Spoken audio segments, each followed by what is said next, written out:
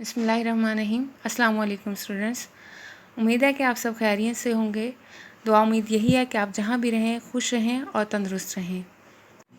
जी 7th class, आज हम lecture number 3 में सबक नंबर 3 शुरू करेंगे, देहाती और शहरी ज़िंदगी का फ़र्क। जैसे आप लोगों को इसकी हेडिंग से पता चल रहा है कि इस सबक में आपको देहाती और शहरी ज़िंदगी के फ़र्क के बारे में बताया जाएगा। तो सबक शुरू करने से पहले जिन बच्चों ने अभी तक इस चैनल को सब्सक्राइब नहीं किया वो जल्दी से इस चैनल को सब्सक्राइब करें ताकि आप लोगों को आने वाली वीडियोस की अपडेट्स मिलती रहें। जी 7th क्लास, बुक्स ओपन कर लें। देहाती और शहरी ज़िंदगी का फ़र्क। ये सबक जो है, सबसे पहले मैं इसके बारे में आपको बता दूं कि ये मुकालमे की सूरत में लिखा गया है। और मुकालमा आप लोग जानते हैं क्या होता है कि दो या दो से ज़्यादा लोगों के दरमियान जो बातचीत होती है उसको मुकालमा कहते हैं। ये सबक जो है, इसके अंदर एक बच्चे की कहानी बताई गई है जो कि अपने ननिहाल में छुट्टियों में जाता है।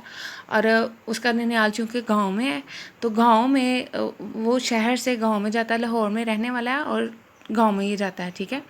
तो वहाँ पे इसके जो ननिहाल वाले हैं, इसके मामू मानी, इसकी नानो, वो इसको देहात के रहन सहन के बारे में बताते हैं, ठीक है।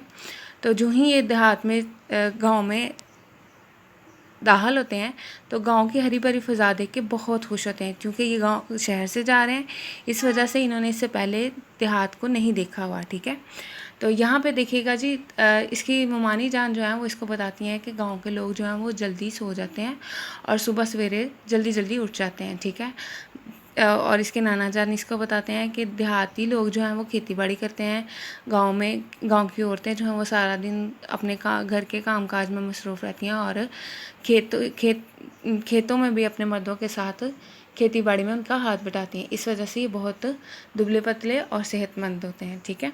देहातियों की सेहत जो है वो बहुत अच्छी होती है, क्योंकि उनको ताज़ा सब्जियां, फल, दूध, ये सब कुछ खाने को मिलता है, इस वजह से उनकी सेहत बहुत अच्छी होती है।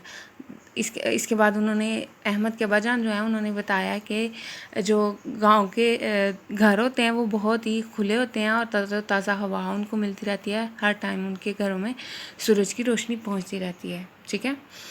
यहाँ पे अब हसन और उसके मामू जान के दरमियान में बात होती है कि खेती बाड़ी का काम जो है वो कैसे किया जाता है। तो इसके मामू जान इसको बताते हैं कि पहले जो खेती बाड़ी का काम है वो बैलों से किया जाता था, मतलब लोग खुद अपने काम जो है वो अपने हाथों से करते थे, कुआं से पानी भरा जाता था।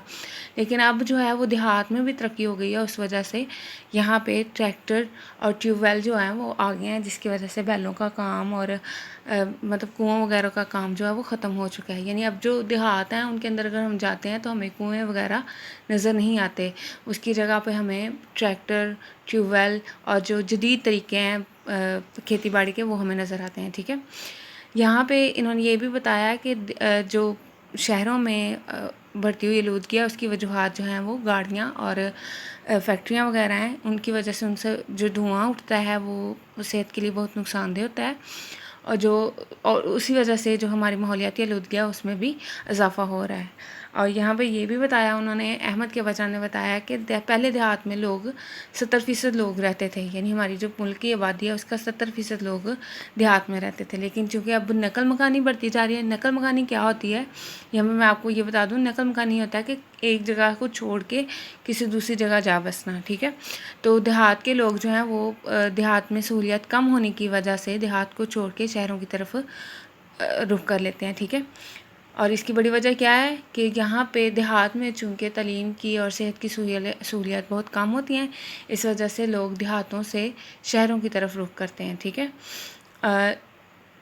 इसके बाद उन्होंने ये भी बताया हुआ है कि यूनिवर्सिटीज़ और कॉलेजों की मतलब शहरों में ये ज़्यादा होते हैं, इस वजह से ज़्यादातर स्टूडेंट जो है अपनी तालीम मुकम्मल करने के लिए शहरों का रुख कर लेते हैं, ठीक है। और लास्ट में उन्होंने ये बताया हुआ कि देहात के अपने फ़ायदे हैं और शहरों के भी अपने ही फ़ायदे हैं। यानी ये नहीं कहा जा सकता कि देहात में अगर फ़ायदे हैं तो शहरों में फ़ायदे नहीं हैं, शहरों में भी बहुत ज़्यादा फ़ायदे हैं। तो यहाँ पे देखिएगा लास्ट में उन्होंने एहसान दानिश की एक नज़म जो है वो बताई हुई है, इसके अंदर उन्होंने तारीफ़ की हुई है देहात की। वारे देहात के सादा तमद्दन की बहार, यानी देहात का जो सादा ज़िंदगी है उसका जो रहन सहन है वो बहुत ही अच्छा है और उसकी बहार जो है वो अलग ही है, ठीक है। तो यहाँ पे उन्होंने कहा है सादगी में भी है क्या क्या तेरा दामन ज़रनिगार, यानी ज़रनिगार यानी सोने से भरा हुआ है। यानी शहर अगरचा देहात अगरचा सादे होते हैं, लेकिन इसके अंदर भी उसके बहुत सी खूबसूरती होती है। ठीक है, इस लेसन को आप लोग पढ़िएगा और इसके अंदर जो हाईलाइट किया गया है ये बतौर खुलासा आप लोगों ने इसको याद करना है और क्वेश्चंस के आंसर्स को मेन पॉइंट्स जो हैं वो आप लोगों ने बतौर खुलासा याद करना है। ठीक है, अल्लाह हाफिज़।